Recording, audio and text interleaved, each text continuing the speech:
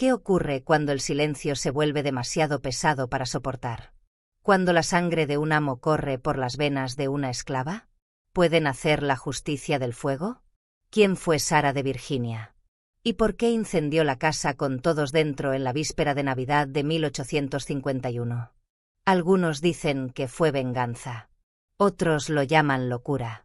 Pero la verdad puede ser mucho más perturbadora que cualquiera de las dos cosas. ¿Estás listo para escuchar la historia que intentaron enterrar bajo la nieve? Si quieres seguir relatos reales que desafían el tiempo y revelan verdades ocultas, suscríbete ahora al canal y activa las notificaciones para que no te pierdas ninguna de nuestras investigaciones. Hay un silencio que habita en las casas antiguas. No es el reposo tranquilo de la calma, sino un silencio que oprime el pecho como un peso. La plantación Bertram, en las afueras de Danville, Virginia, estaba impregnada de ese silencio. Construida en 1792 por manos inglesas y oro sureño, la casa era un testigo solemne de la decadencia de la vieja riqueza. Sus columnas blancas se descarapelaban bajo el sol. Sus ventanas, altas y angostas, miraban hacia afuera con una expresión vacía. Pero en su interior los pasillos latían con poder, frío, calculado y cruel. Sara llegó allí a los 9 años. Recordaba la carreta, el collar de hierro demasiado pesado para su delgado cuello y la última imagen de su madre siendo arrastrada en dirección contraria. La casa la recibió con indiferencia. Nadie le dio la bienvenida. Nadie preguntó su nombre. Era pequeña, de ojos agudos y callada. Eso bastó para decidir que serviría dentro de la casa. A los 13, se convirtió en la principal cuidadora de los gemelos recién nacidos, William y Jonathan Bertram. Su madre, Catherine, murió días después del parto, consumida por la fiebre y por los susurros de una maldición familiar. Egastes Bertram, el padre, no la lloró. Consideraba la ternura una amenaza. Su mirada era de hierro y su disciplina incuestionable. Sara crió a los niños como si fueran suyos. Los alimentaba, los mecía, les cantaba canciones que apenas recordaba de su infancia robada. Ellos se aferraban a ella en las noches de tormenta y reían cuando imitaba voces para hacerlos comer, pero no eran suyos. Incluso a los 5 años ya entendían lo que ella era, menos que ellos. Y al crecer, ese conocimiento se convirtió en crueldad. Los Bertram creían en el orden. Cada habitación tenía su lugar, cada objeto su función y cada alma su destino. Egastes, alto y delgado, con la rigidez de la madera seca, defendía esas divisiones con brutalidad reverente. Hablaba poco, pero castigaba rápido. El sonido de sus botas sobre el piso de madera no anunciaba autoridad, sino miedo. De noche, cuando la plantación quedaba en silencio, Sara solía permanecer despierta. Aprendió a anticipar el crujido de una escalera o el golpeteo de una puerta. Algunas noches esos sonidos se detenían frente a su cuarto. Otras no. De cualquier manera, dormía ligero, con una mano siempre sobre la delgada manta que nunca lograba ahuyentar el frío. La vieja Mabel, la cocinera, la advirtió una vez: «Cuida tu alma, niña. No hay cerradura lo bastante fuerte para detener a un hombre Bertram de lo que quiere». Sara no respondió. No tenía voz para hacerlo. Aún no. Los campos daban algodón y los graneros. Gritos. Los esclavos de la hacienda Bertram no eran contados por nombre, sino por su rendimiento. Pero Sara, confinada en la casa y demasiado cerca del corazón de la bestia, veía más que la mayoría. Observaba cómo su gente se marchitaba bajo el sol. Escuchaba susurros junto al fuego. Memorizaba sus silencios. Para cuando cumplió 22, Sara se había convertido en algo extraño. Mitad sirvienta, mitad sombra. Se movía por la casa como el aire que entra por una ventana rota, siempre presente, nunca vista. Sus ojos ya no lloraban. Sus manos ya no temblaban. Observaba a los gemelos convertirse en hombres con miradas demasiado vacías para su edad. Y veía a Egastes volverse más frío, más lento, pero nunca débil. Sin embargo, el silencio de la casa estaba cambiando. Ya no oprimía. Palpitaba. Algo antiguo se agitaba bajo las tablas del suelo, detrás de los retratos, en los huesos mismos del lugar. Y Sara, siempre callada, siempre atenta, lo sintió mucho antes que los demás. La casa Bertram no era solo un lugar. Era una herida. Y las heridas, si se dejan pudrir, no solo sangran, arden. En el invierno de 1847, los gemelos Bertram ya eran jóvenes con la postura de caballeros y el temperamento de chacales. William, el mayor por minutos, llevaba ese título como una armadura. De hombros anchos e impaciente, había heredado el desprecio de su padre por la ternura. Jonathan, más callado, prefería la quietud y observaba las cosas con una intensidad escalofriante. Juntos eran espejo y sombra, uno impulsivo, el otro calculador, pero ambos vacíos donde debía habitar la empatía. Ya no se aferraban a Sara.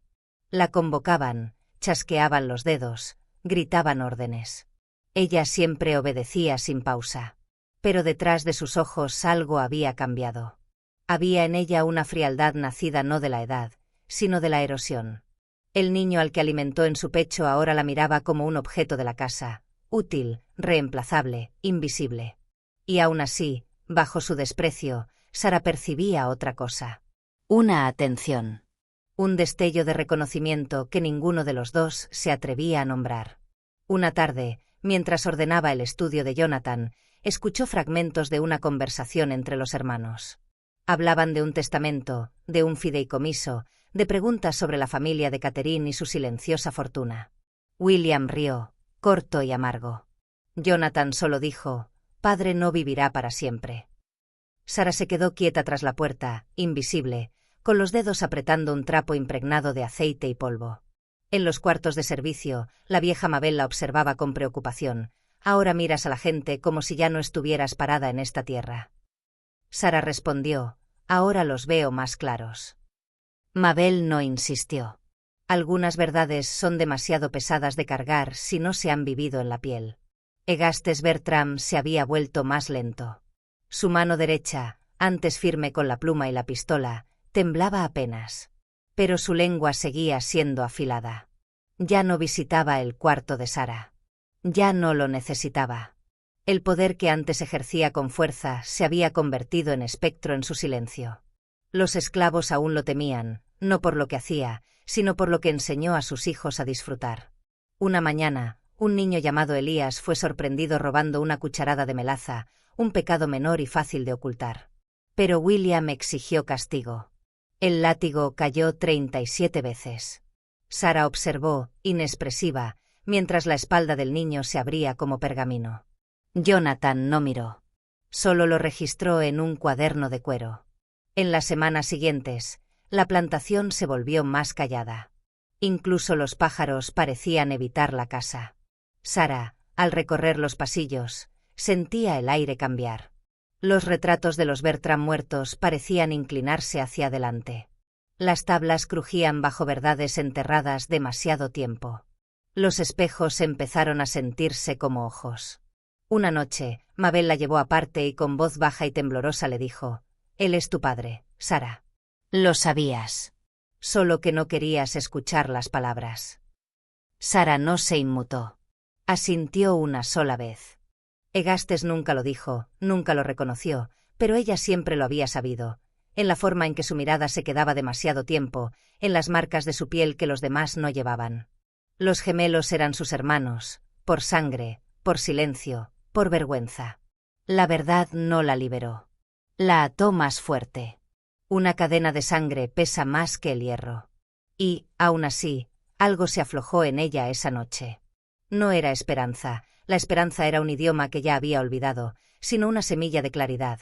Nada en esa casa había nacido del amor, solo de la posesión, solo del legado. A la mañana siguiente, se levantó antes del sol.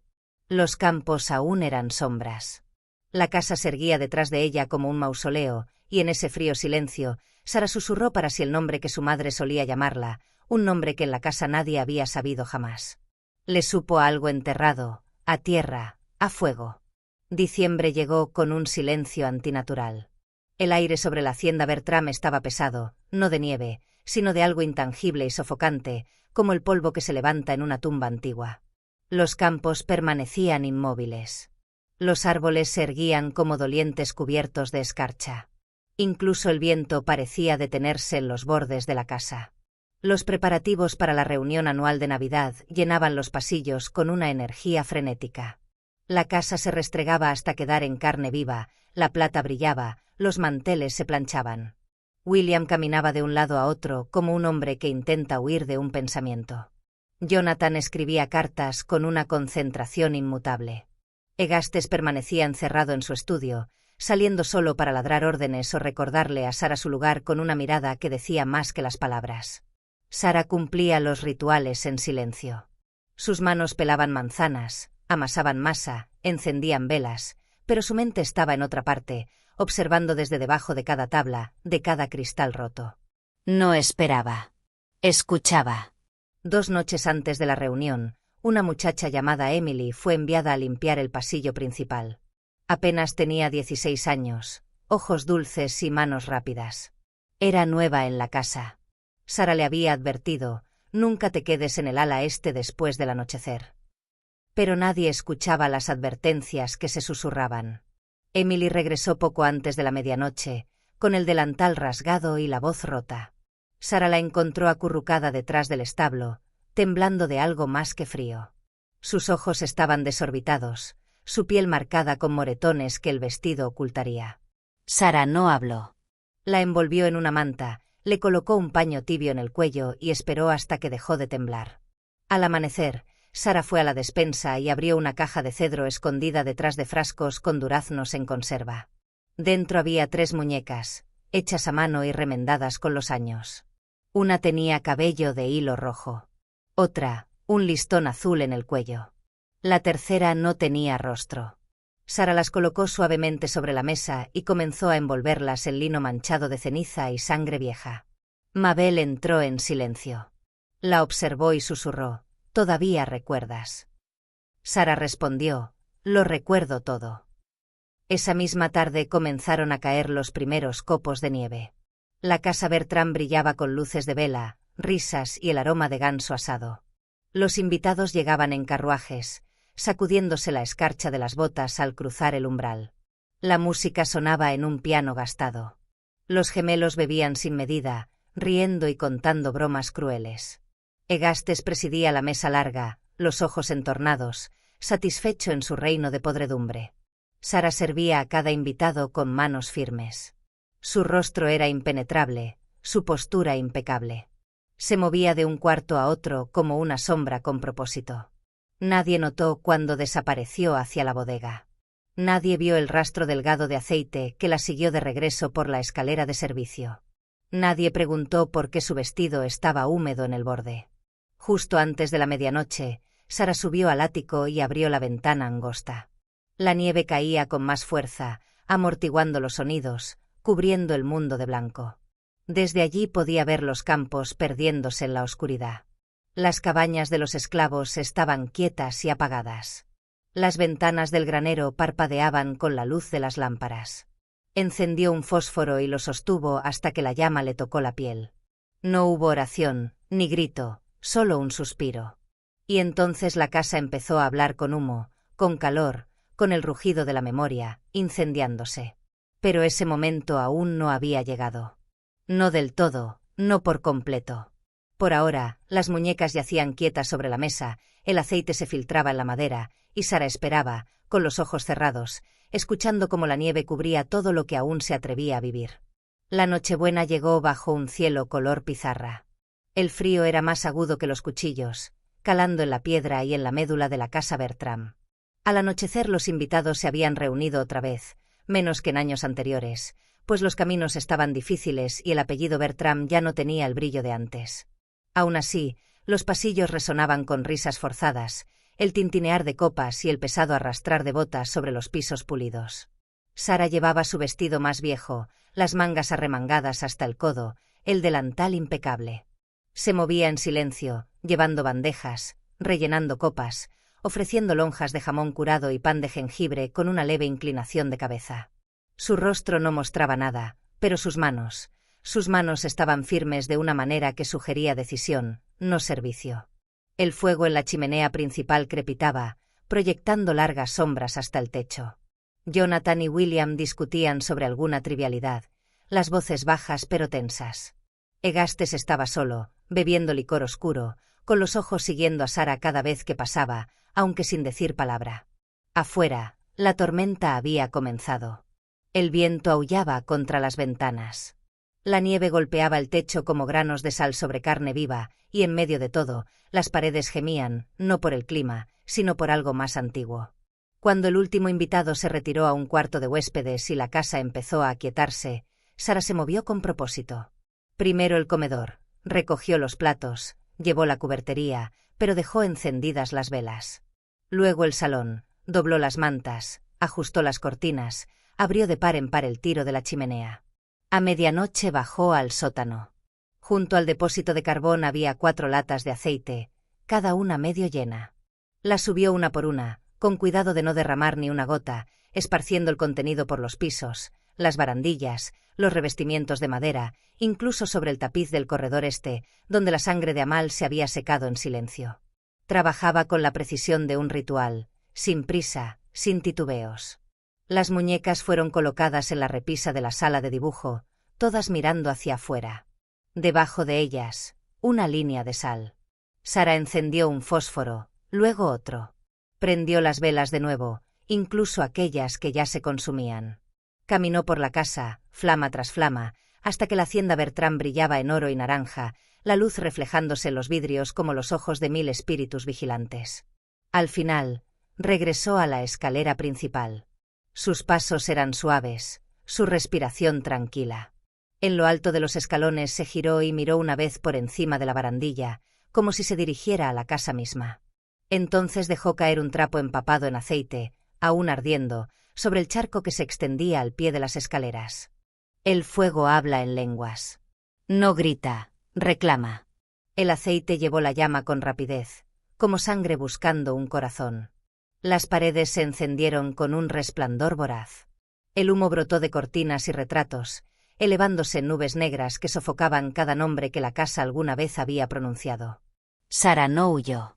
Caminó a través de todo sin ser tocada, sus pasos lentos y firmes, pasando frente a las puertas de los gemelos, el estudio, la recámara principal. Tras ella, los techos crujían y se desplomaban. La casa gemía su última confesión, devorada en fuego y memoria. Cuando la gente del pueblo vio el resplandor en el horizonte, ya era demasiado tarde. La nieve seguía cayendo, silenciosa, indiferente. Sara fue hallada al amanecer, sentada junto al pozo, las manos ennegrecidas, el rostro manchado de hollín. No lloraba. No hablaba. Solo miraba el humo elevarse, como midiendo qué tan lejos debe viajar un alma antes de volverse intocable. El juzgado de Danville era un edificio de piedra y sombra, con columnas blancas manchadas por el tiempo y los rumores. En enero de 1852, no solo albergaba el frío. Cargaba con el peso de un silencio que había llegado a su límite. El pueblo bullía de especulación, miedo y una curiosidad morbosa. Pocos se atrevían a pronunciar el nombre de Sara en voz alta. Menos aún afirmaban haberla conocido de verdad. Decían que confesó sin palabras.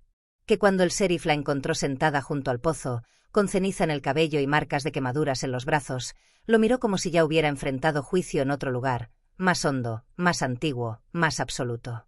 Los restos de la casa Bertrán fueron cribados y catalogados.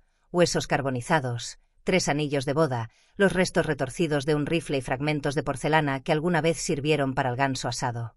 El cuerpo de Gastes fue hallado en lo que había sido el estudio, encorvado sobre un cajón, aún aferrando con los dedos negros. William y Jonathan fueron encontrados juntos en el pasillo del ala este, una mano sobre la otra, las bocas abiertas en un grito final que nadie escuchó. El juicio fue rápido, si no justo. Sara fue llevada con cadenas, la espalda erguida, los ojos firmes. Llevaba un vestido prestado, demasiado grande de hombros, demasiado delgado para el frío. La sala estaba repleta. Rostros blancos ocupaban las bancas, sus expresiones atrapadas entre la repulsión y la admiración. Algunos exesclavos, libres en nombre, aunque no del todo en verdad, se mantenían en silencio al fondo. El juez le preguntó si tenía algo que decir antes de dictar sentencia. Sara lo miró, luego más allá de él, como si intentara ver a través de la pared. Su voz fue baja, firme. Fue una Navidad limpia, dijo. La sala murmuró.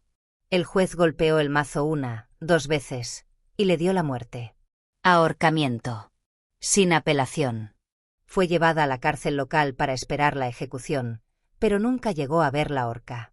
La noche del 3 de febrero, un incendio estalló en el establo contiguo. En medio del caos, la puerta de la celda apareció sin llave, los guardias confundidos, las llaves desaparecidas. Algunos decían que huyó hacia el oeste, disfrazada de muchacho. Otros afirmaban que se arrojó al río, aunque nunca se recuperó un cuerpo. Y luego estaban los susurros, antiguos, persistentes, llevados por el viento y el tiempo, que Sara jamás abandonó Dunbar. Los niños hablaban de una mujer vista en las afueras del pueblo durante las nevadas, con ropas chamuscadas, la piel color tierra y los ojos como espejos. Los peones se negaban a trabajar cerca de las ruinas de la hacienda Bertram, asegurando que la tierra allí se negaba a descongelarse sin importar la estación. Nada crecía. Ningún animal se quedaba. El pozo, que alguna vez abasteció de agua a la casa, permanecía cubierto con tablones, clausurado con clavos oxidados.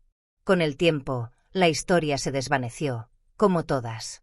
Pero algunos nombres no desaparecen. Arden. Hay una lección enterrada en ese suelo helado, una que ningún sermón enseñó jamás. No de perdón, no de arrepentimiento, sino de un silencio que se rompe bajo el peso de la memoria. La memoria de una mujer hecha de ceniza y sangre que se convirtió en algo distinto. Ni monstruo, ni mártir. Solo un ajuste de cuentas con rostro propio.